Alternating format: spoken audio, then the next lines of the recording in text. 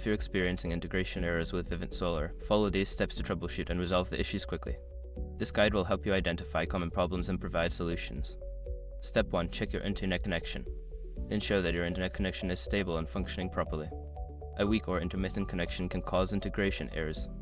Restart your router if necessary. Step 2. Restart your devices. Power cycle your solar inverter and any connected devices. Turn them off, wait for about 30 seconds, and then turn them back on. This can help reset any temporary glitches. Step 3. Update software.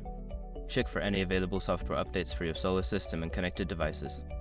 Keeping your software up to date can resolve compatibility issues that may lead to integration errors. Step 4. Review system settings.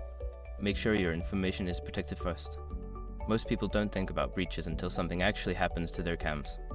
Use SROC to monitor your accounts 24/7 and instantly alert you if your information appears in leaked databases online.